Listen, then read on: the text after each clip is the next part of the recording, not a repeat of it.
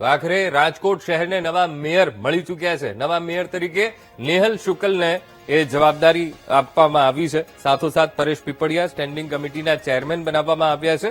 Daksha Vasani deputy mayor તરીકેની તેમને જવાબદારી સોંપવામાં આવી છે. તો આ નામ ખૂબ ચર્ચામાં હતું. ડોક્ટર નેહલ શુક્લનું નામ ખૂબ ચર્ચામાં હતું કે નવા મેયર તરીકેની તેમને જવાબદારી એ સોંપાઈ શકે. ને આખરે એ કવરમાંથી તેમનું નામ એ ખુલ્યું છે, જે મેન્ડેટ તેમને સોંપવામાં આવ્યું અને નવા મેયર તરીકે ડોક્ટર નેહલ શુક્લને વરણી કરવામાં આવી છે. દક્ષા વસાણી જેમને ડેપ્યુટી મેયર તરીકેની નિમણૂક આપવામાં આવી છે અને સાથોસાથ સ્ટેન્ડિંગ કમિટીની ચેરમેનની જવાબદારી પરેશ પીપળિયાને સોંપવામાં આવી છે. 2.5 વર્ષ સુધી રાજકોટના વિકાસના કામો તેમના હાથે થશે. આરએમસીની ધુરા એ રહેશે નેહલ શુક્લના હાથમાં. તો નવા મેયરના નામની જાહેરાત થઈ ગઈ છે. નેહલ શુક્લ જેમને આ જવાબદારી સોંપવામાં આવી છે.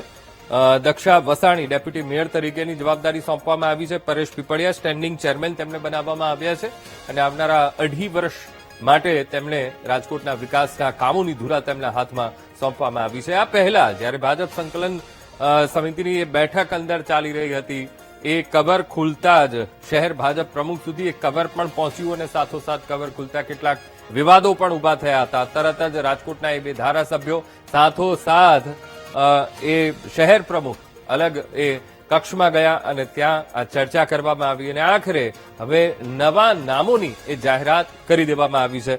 ડોક્ટર નેહલ શુક્લ જેમને આ મહત્વપૂર્ણ જવાબદારી રાજકોટના પ્રથમ નાગરિક એટલે કે મેયર તરીકેની જવાબદારી સોંપાઈ છે. આ જ મુદ્દે સંવાદદાતા ભાવેશ સોંદરવા આપણી સાથે લાઈવ જોડાઈ ગયા છે. ભાવેશ, ઘણા બધા નામો એ ચર્ચામાં હતા, ત્યારબાદ એક વિવાદ પણ સામે આવ્યો કે ભાઈ નામ લીક થઈ ગયા છે. એ વચ્ચે હવે ડોક્ટર નેહલ શુક્લ જેમને મેયર તરીકેની જવાબદારી સોંપવામાં આવી છે. ભાવેશ,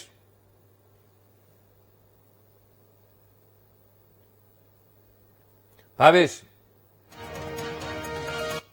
લાગે છે કે સંપર્ક નથી બની રહ્યો. રાજકોટ શહેરના નવા મેયર નેહલ શુક્લ તેમની વરણી કરવામાં આવી છે, જવાબદારી સોંપવામાં આવી છે. આ પહેલા જે વિવાદ સામે આવ્યો હતો એ નામ લીક થઈ ગયા છે અને આખરે હવે આ વિવાદનો અંત આવ્યો છે. તેનું નામ છે તે જાહેર થયું છે. આપ સીધા દ્રશ્ય જોઈ શકો છો. જે ભાજપના કાર્યકર્તાઓ છે તે મોટી સંખ્યામાં કોર્પોરેશન ખાતે પહોંચ્યા છે. 23માં મેયર તરીકે ડોક્ટર નેહલ શુક્લની વરણી કરવામાં આવી છે. નેહલ શુક્લનો ઇતિહાસ જો જાણવામાં આવે તો જે કહી શકાય છે કે છેલ્લી ઘડીએ તેમને ટિકિટ છે તે કોર્પોરેશનની આપવામાં આવી હતી. પ્રદેશ ભાજપ દ્વારા જે છેલ્લી ઘડીએ નેહલ શુક્લને ટિકિટ આપવામાં આવી હતી, ત્યારબાદ તેમને ફોર્મ ભર્યું હતું અને હાલ તેમને મેયર છે તે બનાવવામાં આવ્યા છે. એટલે કે મેયર તરીકે તેમના નામની જાહેરાત છે તે કરવામાં આવી છે. ડેપ્યુટી મેયર તરીકે દક્ષાબેન વસાણી છે તેમનું નામ છે તે જાહેર કરવામાં આવ્યું છે.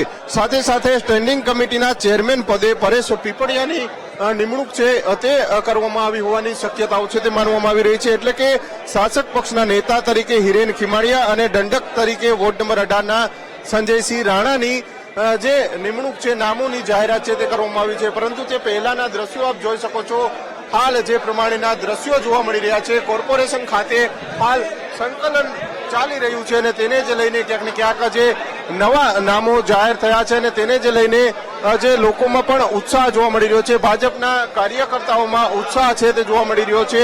હાલ જે પ્રમાણે નવા નામોની જાહેરાત છે તે કરવામાં આવી છે અને તેને જ લઈને ક્યાંક ને ક્યાંક જે કાર્યકર્તાઓ છે તે પણ મોટી સંખ્યામાં પહોંચ્યા છે. નેહલ શુક્લના નામની જાહેરાત છે તે ક્યાંક ને ક્યાંક સંકલન બેઠકમાં કરવામાં આવી છે અને જે પ્રમાણેના દ્રશ્યો છે તે હાલ જોવા મળી રહ્યા છે. કારણ કે જે કહી શકાય છે કે 23માં મેયર તરીકે નામો છે તે ગૂંચવાયા હતા અને તેને જ લઈને હાલ રાજકોટ કોર્પોરેશન ખાતે હવે જે 23માં મેયર છે તે જાહેર કરવામાં આવ્યા છે અને તેને જ લઈને હાલ ભાજપના જે કાર્યકર્તાઓ છે તેમાં પણ ખુશીનો માહોલ છે તે જોવા મળી રહ્યો છે. આપ સીધા કોર્પોરેશન બહારના આ જે દ્રશ્યો છે, ટૂંક જ સમયમાં હવે જનરલ બોર્ડ છે તે યોજાવાનું છે.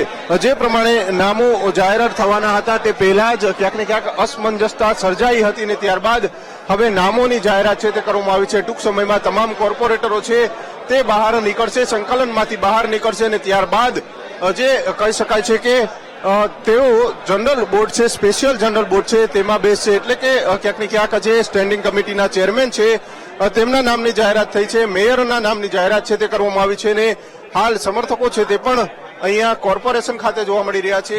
શું કહેશો, પરેશભાઈના નામની જાહેરાત થઈ છે સ્ટેન્ડિંગ કમિટી? આજે અમે ખૂબ જ ખુશ છીએ.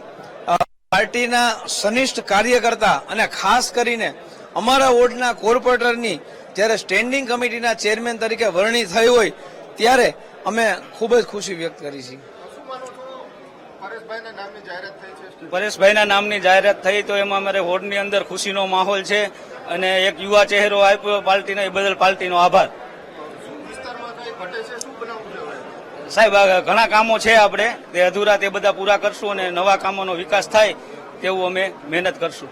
ચોક્કસથી જે પ્રમાણે અલગ અલગ જે સમાજના સમર્થકો છે તે પણ પહોંચ્યા છે અને હાલ જે મેયરના નામની જાહેરાત છે તે થઈ ગઈ છે અને ટૂંક જ સમયમાં સ્ટેન્ડિંગ કમિટીની જે નિમણૂક છે તે કરવામાં આવી છે અને ટૂંક જ સમયમાં જનરલ બોર્ડ છે તે યોજાવાનું છે. પરંતુ તે પહેલાના આ દ્રશ્યો છે.